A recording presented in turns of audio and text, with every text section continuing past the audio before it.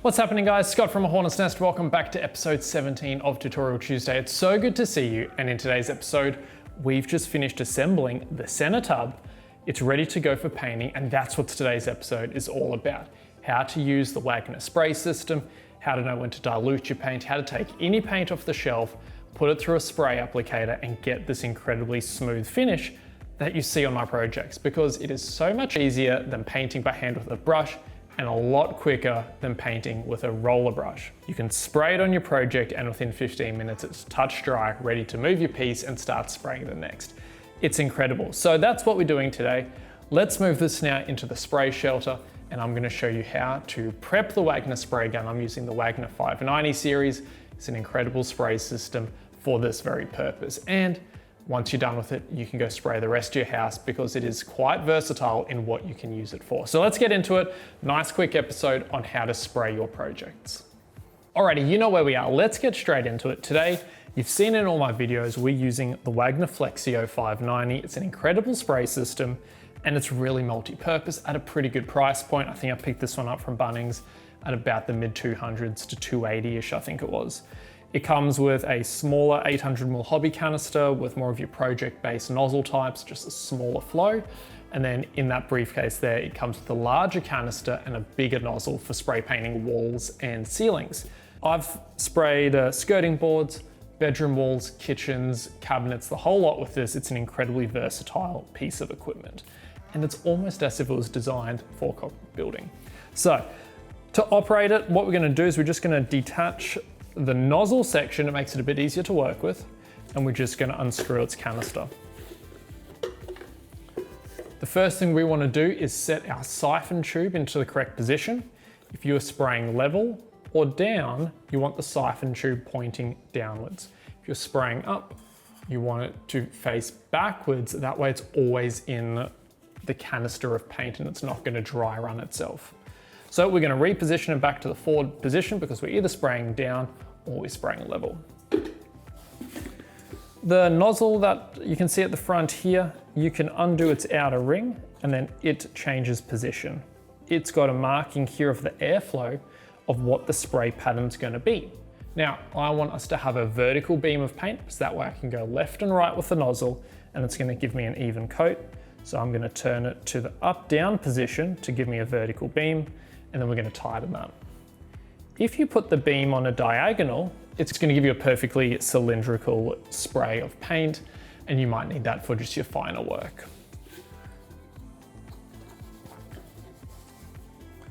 So that's the basic understanding of how the nozzle works, and then on the back we've got a knob here that we can fasten in or unfasten, and it just is a stopper. It prevents how much of the trigger actually pulls, and that's what dictates how much paint comes out. So let's fill this up with paint. Let's show you some practical examples, because I know it is real easy to lecture on for a good half hour about this. Let's just show you how it works and you can learn for yourself as we go along. So let's unscrew it. We're using the Taubman's Easy Coat wall paint here. We use their 3-in-1 primer for the gray. We're using the Easy Coat for the rest of the colors, the green as well as the top coat gray.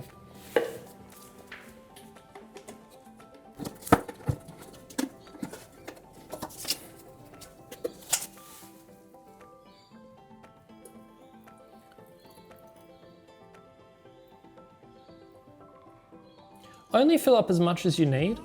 I'm going to be filling up about 3/4, so I'm going to do a bit of spraying off camera on a different piece, and you don't want to keep diluting and just wasting your time. Go. Always have a wet rag with you. That way you can just wipe your tin and keep it nice and neat. Beautiful.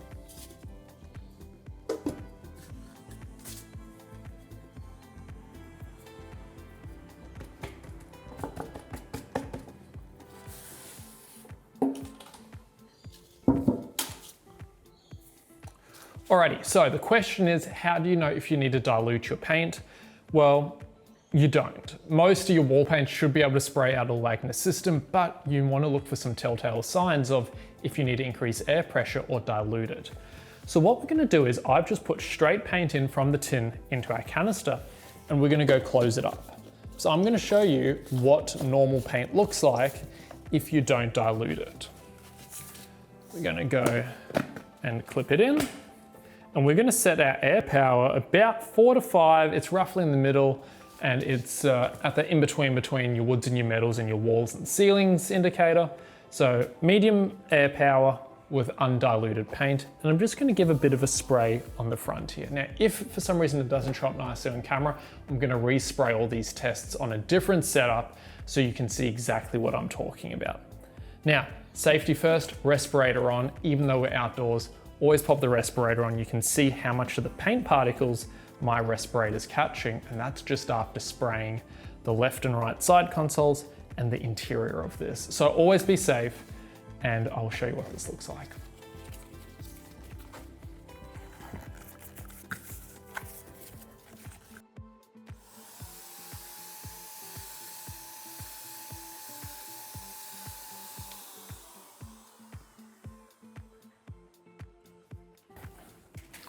Alrighty, so a quick little spray there, and I'm gonna see if we can zoom in on this and really get the pattern.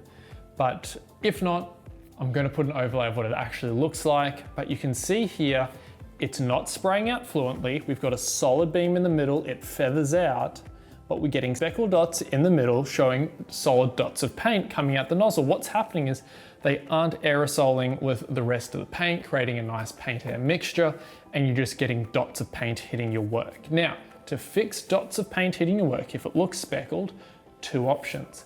Either up the air pressure or dilute it, because what's happening is the paint is struggling to come out of the nozzle.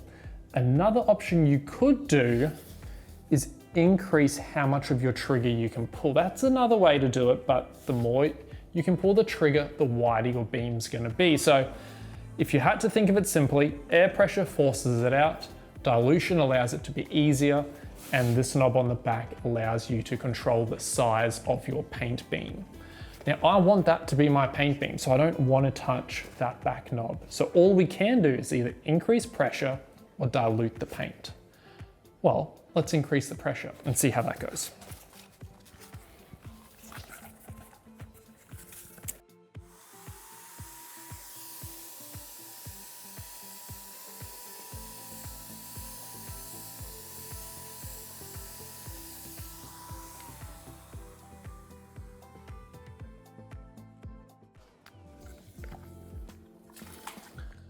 Well, it's getting there. We're getting a bit of a better coating.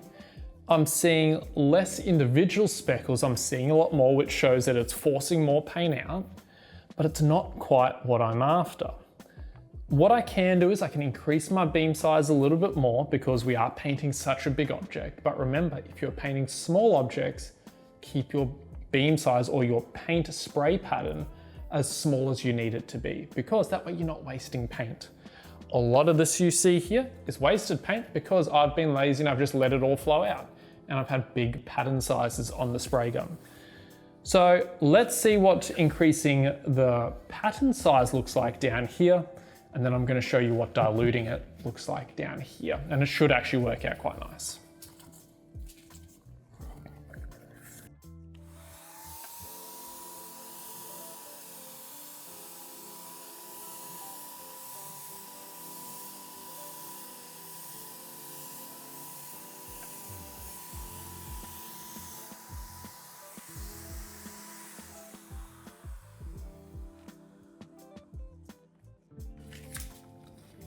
Let's just pop our respirator's filter back on.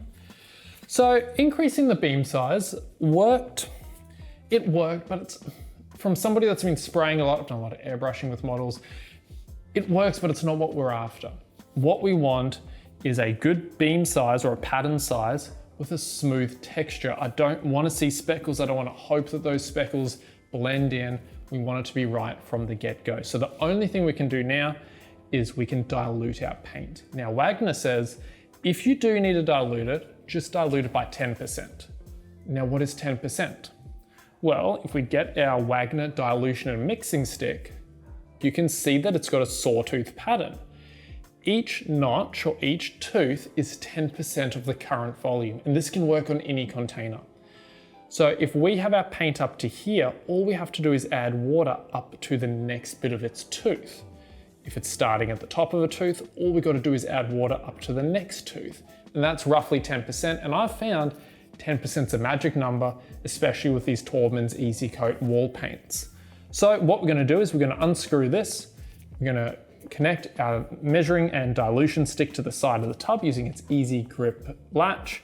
And then we're just going to add in 10% water, give it a nice stir, and then you're going to find we are going to be spraying real nice.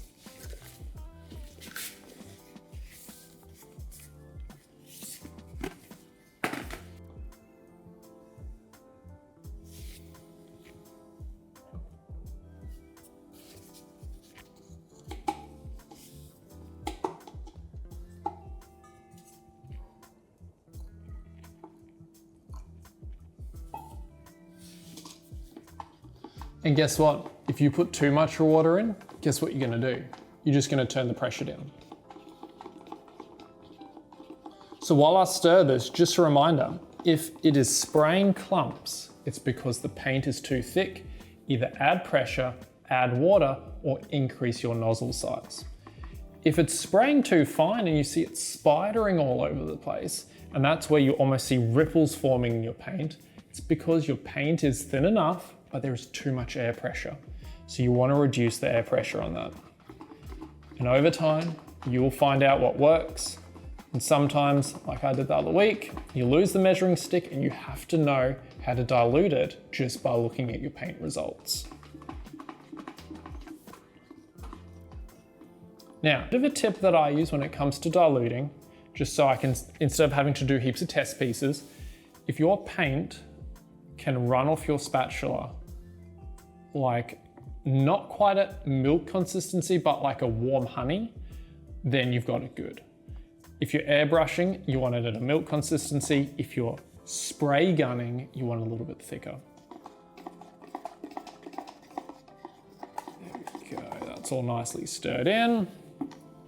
Grab our wet cloth.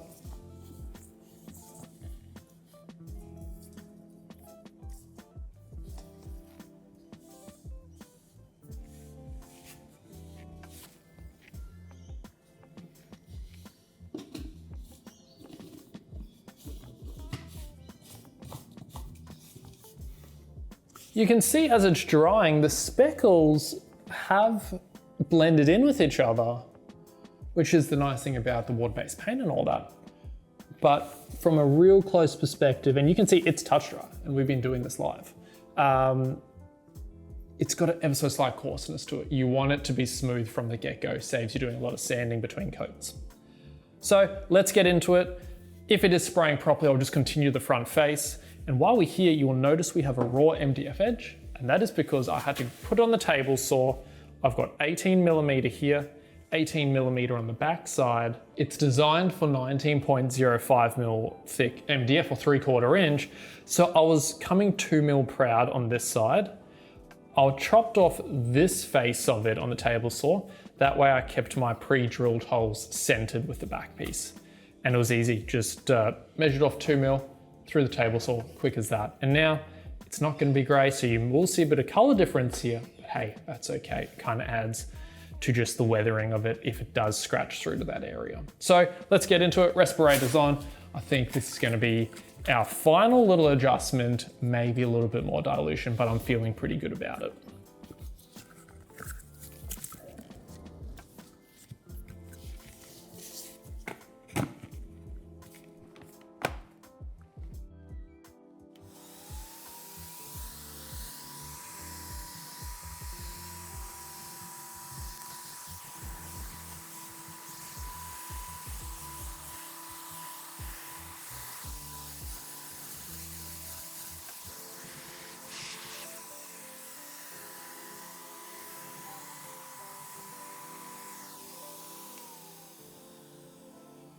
Alrighty, so we've given that a little bit of time for the air to kind of clean itself out. When you do large spray areas like that, don't sit in your tent. When we're doing the smaller areas, that's fine. Not a lot of particles is going to be like spreading around enough to be an issue. But when you start doing larger areas, be safe. Now that went down exactly how I wanted to spray. It was perfect. That 10% is an absolute magical number. When you're priming, you may need about 15%. So just keep that in mind. And by priming, I just mean if you're using an actual primer. So what we're gonna do now is we're gonna continue spraying it, but before I go, I just wanted to recap. There may be times that you need to use low air pressure. And one of those reasons is when you're spraying in cavities, such as when we were spraying our side consoles last episode, we needed a lower air pressure to not create the turbulent flow within that cavity, stopping that paint from actually reaching the piece. So to stop that turbulent flow, you lower the air pressure. If you lower the air pressure, you're gonna need to dilute your paint. When we do large, big areas like this, we can have higher air pressure, thicker paint, it's gonna have a lot more coverage. So it's a bit of a balancing act, but the only way you're gonna learn is to give it a go, get a scrap piece of MDF and just try different settings and see what works for you.